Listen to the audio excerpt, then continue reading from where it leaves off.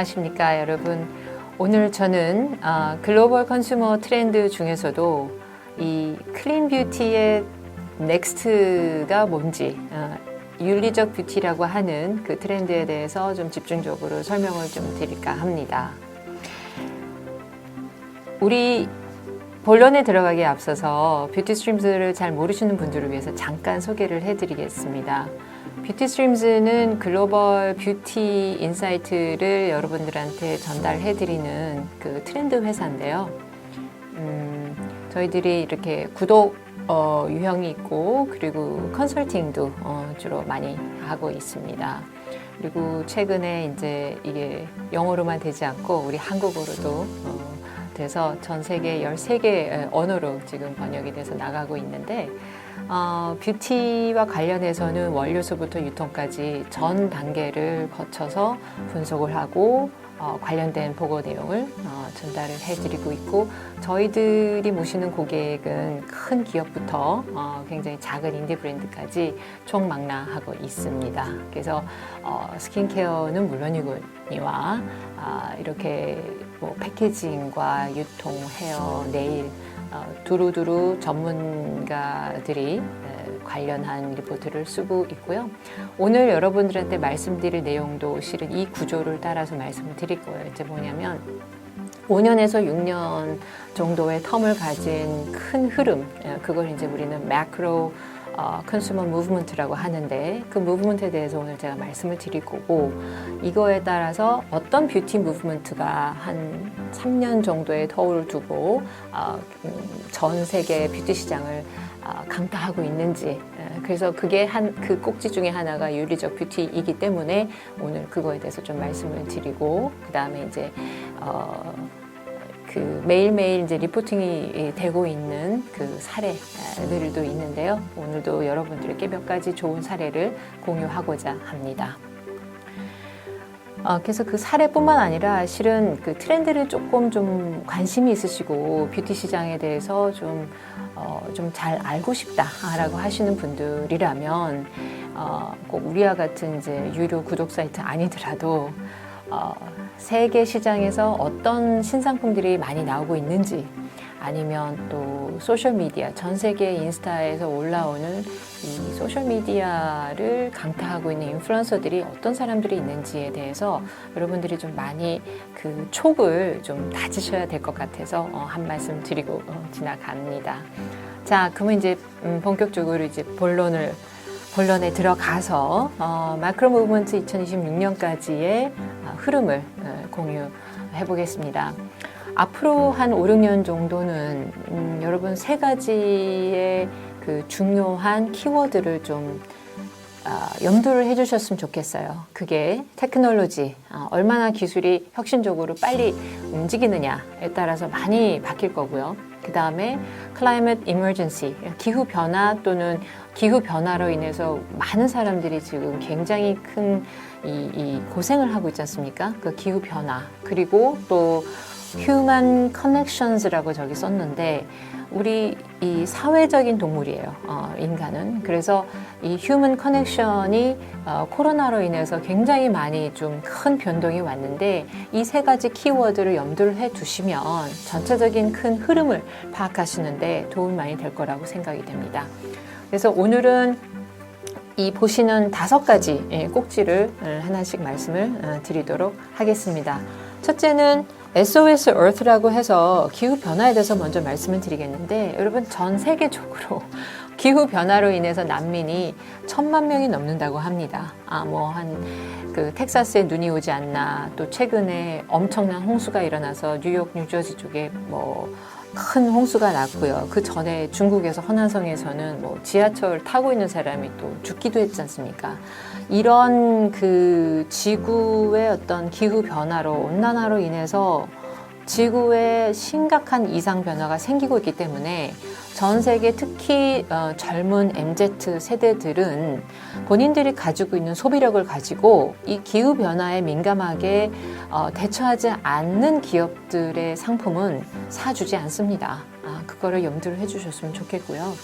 그 다음에 이제 두 번째는 폴리센트릭 임팩인데, 폴리라고 하면은 저희들이 그 그 여러 개, 라틴어로 여러 개라는 뜻인데 과거에 이제 미국 중심으로 움직였던 세계가 중국이 슈퍼파워로 이제 등장을 하면서 두 개의 이제 서로 막 지금 약간 파워 게임을 하고 있는 그런 상황에 도래를 하고 있는데 우리가 생각했을 때 앞으로 한 5, 6년 정도는 이 두 개 나라뿐만 아니라 얼마나 기술 혁신을 가지고 있는지 없는지에 대해서 또 다른 자그마한 파워 국가들이 또 일어날 수 있다고 생각해요. 좋은 예가 반도체 같은 경우입니다. 반도체의 전 세계 중에서 제일 많이 생산하는 데가 여러분 대만입니다. 그러면 대만이라는 작은 나라는 반도체 기술 하나 가지고 미국이나 중국과 거의 동등한 그런 그 위상을 갖게 되는 거죠. 그래서 기술의 어떤 혁신의 발전에 의해서 그 슈퍼파워하고 거의 동등하게끔 그 분야에서만큼은 그 입지가 강해지는 그런 나라들이 나올 거고요. 또 다른 또 그 줄기에는 기술의 리더십뿐만 아니라 이 다문화적인, 그러니까 유전적으로 그리고 문화적으로 DNA가 섞이는 그런 사회가 대두가 됩니다. 2045년인가까지 보시면 미국의 인구가 51%가 이런 그 유전적으로 피부색이 섞이는 그런 사람들이 더 많아질 겁니다. 백인들이 많은 게 아니라. 그래서 우리가 특히 이제 한국은 굉장히 그 동일 민족 로 많이 살잖아요. 근데 이제 해외 같은 경우는 그렇지 않다라는 거. 그래서 그런 어떤 이 다양성의 그 중요도가 폴리센트릭해지고 있다라는 점, 여러분들 좀 기억을 해주시면은 좋을 것 같고요. 그 다음에 그 다음은 subjective truth라고 합니다. 이거 말 자체가 조금 어폐가 있어요. 왜냐하면 진실이 어떻게 주관적일 수가 있습니까? 진실이라는 거는, 진리라는 거는 굉장히 객관적이거든요. 근데 저희들이 여기서 매크로를 얘기를 할 때 이 뜻이 뭐냐면 기술의 어떤 발전으로 인해서 사람들이 다 SNS를 하지 않습니까? 본인들이 보고 있는 뉴스가 제각기 다 달라요. 그리고 내가 보기 시작한 뉴스에서 알고리즘이 이 사람이 이런 게 관심이 있구나. 그래서 계속해서 그거와 관련된 내용을 나한테 보내줍니다. 근데 그 내용이 진짠지 아닌지 우리가 잘 구분이 안 가죠. 그래서 음모론 같은 게 11월 바이든 대통령이 당선되기 전에 미국에서 한참 이제 음모론 같은 게 나왔을 때가 아주 좋은 예인데 이런 어떤 그 언론의 자유는 좋지만 또 이 가짜 뉴스가 너무 많이 이렇게 돌아다니는 것도 문제입니다. 그러니까 사람들이 좀 이 뉴스를 딱 봤을 때 처음에는 그거를 그냥 흡수를 하다가 이제는 사람들이 이거 진짜일까 아닐까 또 이렇게 해가지고 좀 선별할 수 있는 그런 능력들이 좀 생기고는 있습니다. 여기서의 이 subject truth에서 한 가지 여러분들이 가지고 가야 되는 이야기는 뭐냐면 기술은 굉장히 빨리 발전을 해요. 근데 사회적인 어떤 윤리성이라든지 우리의 규범이라든지 법이라든지 이런 기반이 이 사회를 구성하는 여러 가지 축이 있는데 그 기반 축이 기술의 혁신만큼 잘 따라가느냐, 빨리 가느냐, 그렇지 못하는 거죠. 그래서 여기서 생기는 그 갭이 윤리성의 공백으로 나타나고 있는 듯 해 보입니다. 예를 들어서 정인이 사건 여러분 다 기억하시죠? 어떻게 그런 일이 일어날 수 있을까? 우리 다 뜨악했는데 그런 어떤 윤리적인 공백에 의해서 우리가 좀 더 윤리성을 가진 브랜드나 기업에 대해서 더 동조를 하게 되고 그거를 갈망을 하게 된다는 그런 내용이고요. 그래서 그렇다 보니 특히 코로나로 인해서 거의 지금 2년째 우리가 코로나로 전 세계가 지금 시달리고 있는데 그러다 보니 정말 행복해지는 게 과연 뭘까? 내가 진짜 마음이 편안하고 내가 추구하는 삶의 의미는 뭔가 이제 이런 걸 가지고 사람들이 많이 생각을 하게 되는 시간이 있었던 것 같습니다. 그래서 이 조이얼로지, 그러니까 행복해지는 게 하나의 사치가 되는 건가? 라는 생각이 들 정도로 행복에 대해서 사람들이 고민을 많이 한다는 거죠. 여러분 혹시 마라톤을 많이 하시는 분들은 runners high라는 말을 들어보셨을 거예요. 우리가 운동을 할 때 스트레스가 해소되는 것처럼 이타적인 행동을 할 때 우리의 몸 속에서, 뇌 속에서는 호르몬이 나온다고 해요. 그래서 이타적인 행동을 할 때 보상 심리가 실은 내가 받는 거예요. 내가 좋은 일 했고, 그래, 잘했어. 나 정말 좋은 일 했고, 뿌듯해. 이게 바로 같이 도와주는 일이야. 이런 게 그냥 심리적으로 보상을 하는 게 그냥 보상이 아니라 내 몸속에서 호르몬이 나와가지고 내가 그런 걸 느끼고 실제로 그런 어떤 현상이 심리학에서 과학적으로 입증이 됐다고 합니다. 그래서 이런 어떤 그 이타적인 행위에 대해서 기업들이 많이 한다거나 또는 내가 한다던가 하는 그런 사람들이 많이 공감을 하기 때문에 이타적인 행위까지는 아니더라도 그런 어떤 사회적인 책임을 다하지 못하는 기업들에 대해서는 사람들이 외면을 한다는 겁니다. 그 다음에 이제 마지막 그 매크로 트렌드는 저희들이 여기 이제 아까 휴먼 커넥션스가 되게 중요하다고 제가 말씀을 드렸는데 휴먼 커넥션은 디지털로 일어나지는 거죠. 디지털과 인간 간의 관계가 서로 이렇게 심화된다라는 그런 뜻입니다. 그래서 코로나로 인해서 되게 외로움을 느끼는 인구가 많이 증가를 하고 있어요. 특히 미국 같은 경우에는 인구의 36%가 심각한 외로움을 겪고 있다고 하고 그 중에서 이제 우리 한국도 10명 중 6명이 외로움을 느끼고 있다고 합니다. 그래서 인간은 다른 사람들하고 더불어 살아야 행복하다라는 그런 안정감을 갖고 있기 때문에 이런 그 커넥션, 서로 연결을 하는데 그게 물리적으로 같이 있지 못하면 디지털로라도 같이 커넥션이 돼야 되기 때문에 앞으로 뷰티와 관련해서 오프라인의 그 매장이라든지 아니면 온라인 매장이라든지 이런 뷰티 커뮤니티라든지 이런 게 훨씬 더 많이 활성화가 되고 그 취미를 가지고 공유를 하면서 온라인에서도 만나고 오프라인에서도 만나고 하는 활동들이 젊은 사람들 위주로 많이 일어나고 있다라는 그 트렌드가 있습니다. 그래서 이 큰 5개의 축을 여러분 기억을 잘 해주시면 다음번에 제가 설명을 드리려고 하는 거는 코로나로 인해서 그럼 구체적으로 사람들의 소비 행위가 어떻게 변하고 있는지에 대해서 말씀을 좀 드리도록 하겠습니다. 여기 9개 다 설명을 드리고 싶은데 오늘 시간 관계상 몇 가지만 추려서 말씀을 드리자면 아까 그 이조이얼로지에서 말씀드렸던 이 이타적인 행위를 더 많이 하고 그런 행위를 하는 기업들이나 브랜드의 지갑을 여는 그런 행위가 더 많아질 거라고 생각이 듭니다. 그래서 예를 들어서 그럼 이타적인 행위가 구체적으로 뭐냐? 동물들을 보호하는 cruelty free 이런 것도 이타적인 행위에 들어가는 거죠. 여러분 우리나라도 그렇지만 뭐 중국 같은 경우 MZ 세대의 3분의 1이 애완동물을 집에서 키운다고 해요. 3분의 1이. 그러면 이 엄청난 수가 이제 우리 동물하고 같이 공존을 하는 거죠. 그래서 이제 크루얼티 프리라는 게 되게 중요한 또 비간 뭐 이런 게 되게 중요한 키워드가 되는 거고요. 아까도 말씀드렸지만은 좀 더 사회적인 어떤 책임을 다하는 그래서 이타적인 행위를 하는 브랜드들에 대해서 소비자들이 좀 관대해진다라는 그런 심리가 보이고 있습니다. 그리고 처음에 옛날에 이제 패스트 패션이 막 나왔을 때는 이런 의식적인 소비에 대해서 사람들이 잘 생각을 못했어요.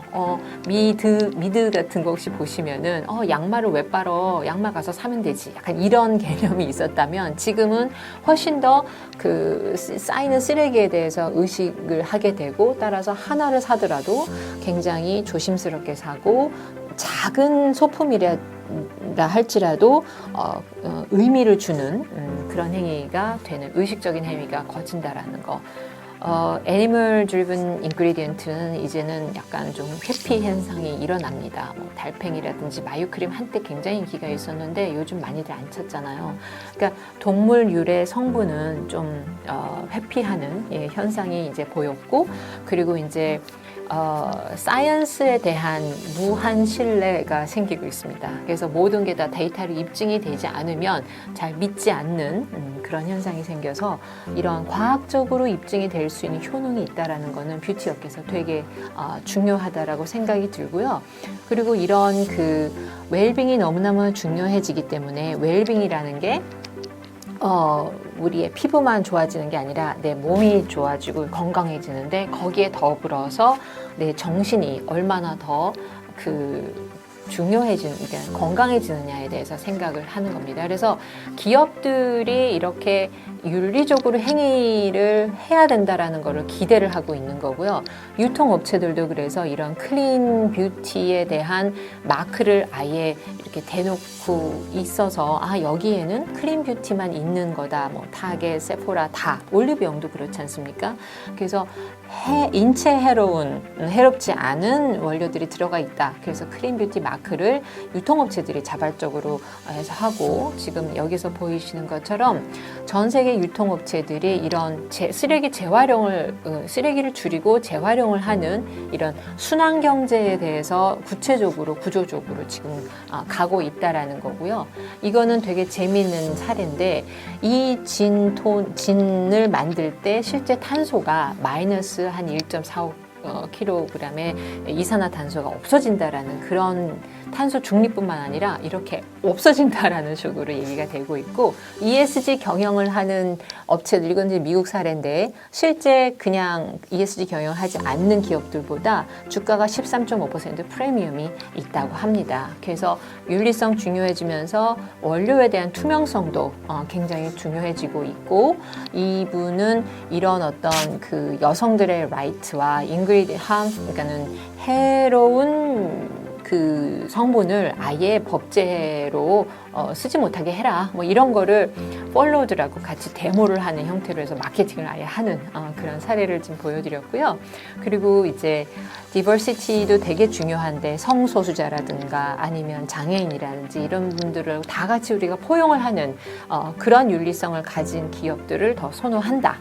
그런 이야기입니다. 그리고 실제 팜유 같은 경우에는 그 인도네시아나 뭐 아마존에 열대우림을 태워가지고 만들잖아요. 그렇게 태우지 않고 이런 실험실에서 팜유를 생산을 하는 업체들이 이제 나오고 있습니다. 훨씬 더 원가도 저렴해지고 이 자연을 손상하지 않고 그래서 바이오텍이 훨씬 더 중요해진다라는 거. 그리고 여기는 이제 버섯의 균사체를 이용한 포장재를 이렇게 만들어서 플라스틱을 대신 플라스틱이 아닌 그런 이 포장재를 만들어내는 거에 좀 더 많이 고민을 요즘 하고 있다라는 그런 거라서 좀 정리를 하자면 소비자들은 보다 의식적으로 변하고 있고 사회적으로 책임이 있는 브랜드를 선호하고 클린 뷰티 넘어서 이제는 윤리적인 뷰티로 승화하고 있다라는 거. 그래서 약간의 이제 끝으로 좋은 사례를 좀 말씀드리는 거는 이제 오세아나라는 브랜드는요.